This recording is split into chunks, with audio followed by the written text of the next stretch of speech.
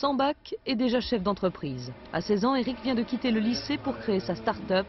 Mais lorsqu'il embauche, ce jeune patron n'en reste pas moins sensible au diplôme des autres. Au niveau des études, donc tu en es où à peu près c'est le SCP, c'est ça? Mais pour lui-même, les études ont cessé d'être une priorité. Il promet quand même de j'ai préparer le bac intégré le par SCP l'année correspondance. dernière. C'est sans Donc là, conviction. actuellement, Si mes parents ne m'avaient pas poussé à avoir le bac, enfin à essayer d'avoir le bac, je sais pas si je continuerais cette voie-là pour le bac. Parce que je vois qu'il y a pas mal sans le bac qui ont bien réussi, tout ça, donc...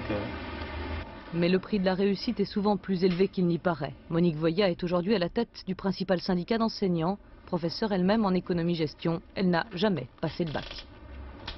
Je le conseille à personne quand même, parce que oui, j'ai réussi sans le bac, mais j'ai dû faire des formations qui ont comblé ces manques.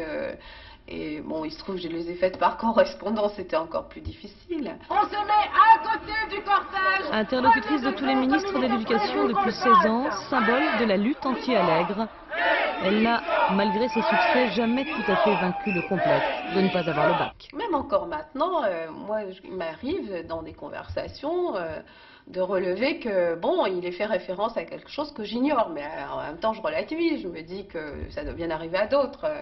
Complexée de ne pas avoir le bac, Françoise Giroud l'a aussi été à ses débuts. Je m'en vantais pas du tout.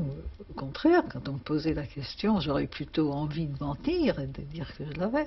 Mais la carrière qui a suivi n'a connu aucun accroc. Journaliste, directrice de rédaction, écrivain à succès, scénariste, ministre aussi. Et pourtant, il lui reste ce regret.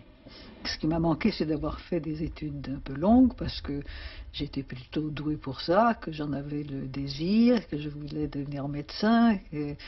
Je suis entourée de gens qui avaient fait des études. Enfin, c'est quelque chose qui m'a beaucoup manqué dans la vie. J'en ai eu une profonde tristesse.